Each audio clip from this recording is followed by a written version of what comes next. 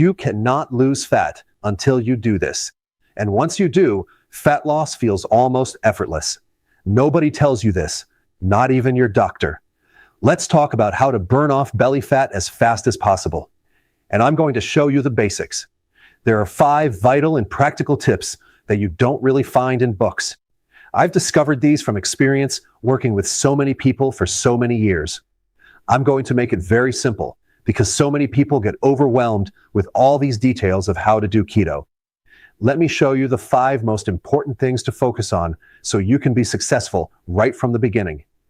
What is the goal of getting on the ketogenic plan? The goal is to bring your insulin levels as low as possible. If your insulin levels are low, you have maximum fat burning. You have maximum ketosis. Ketosis is a state of producing ketones.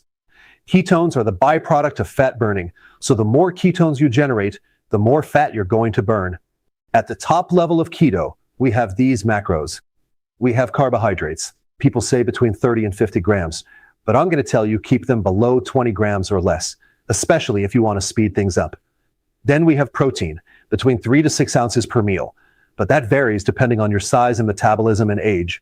For the average person, just consume the amount of protein per meal the size of the palm of your hand. As far as fat goes, you're going to be consuming 75% of your calories from fat. Tip number 1, instead of counting your grams of carbs, consume certain carbs that you don't have to count. I'm talking about leafy green vegetables, salads, because this is mostly fiber and the insulin response is almost zero. I want you to consume at least 7 cups of salad per day. You can put feta cheese, olive oil, or vinaigrette, and just make sure your salad dressing has 1 or less carbs. Why consume all this salad? The healthy version of ketosis means we're not only reducing insulin, we're enhancing nutrients. Salad has a lot of potassium, magnesium, vitamin C, vitamin K1, folic acid, and phytonutrients. This will prevent keto cramps, keto fatigue, keto flu, and improve insulin resistance. I always recommend to do your salad first. Number 2, protein. Start with the protein the size of the palm of your hand. The key with protein is don't do low-fat protein. Find a protein that has the most fat. If you're going to do a hamburger, get the fattiest hamburger. If you're going to do fish, do the salmon or sardines. If you're going to do chicken, do the parts that have the skin and the fat. When you consume lean protein, you stimulate insulin more than if it was fattier protein. Tip number 3 is about fat.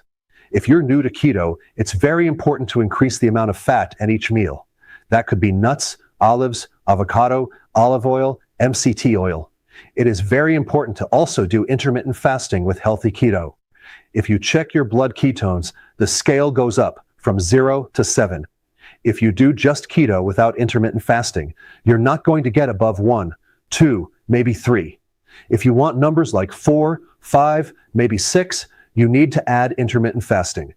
The combination is really powerful for fast results. Add more fat to the meal so you can go longer without eating. The first goal is not to eat breakfast.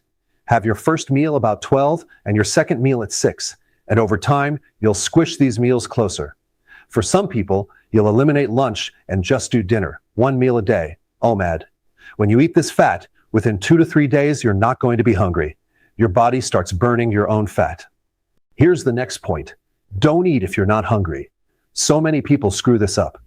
Every time you eat, you pop yourself out of ketosis because eating triggers insulin. As soon as your hunger goes away, the next meal you start cutting down your fat, the MCT oil, the extra nuts. If the body has a choice between dietary fat and its own fat, it's going to burn the dietary fat before your own fat. In the very beginning of ketosis, increase fat, and at the very end, when you reach your goal, increase your fat, but not in the middle. When you're doing intermittent fasting and ketosis, it's important to include nutrients. You need more B vitamins, more electrolytes. One good source of B vitamins is nutritional yeast. Sea salt is very important. If you're not consuming extra sea salt, you're going to feel weak. Number 5, make this a lifestyle change. Make this enjoyable. You can have low-carb chocolate like Lily's chocolate, maybe half a bar after your first meal. You can also make keto desserts a few times a week. If you do these 5 things, you're going to notice considerable results. Keep it simple and just jump in. If something is working, don't change anything. But if something is not working, change something. The last point, you don't lose weight to get healthy. You have to get healthy to lose weight. Get healthy first, then the weight loss comes, the healthy version of ketosis.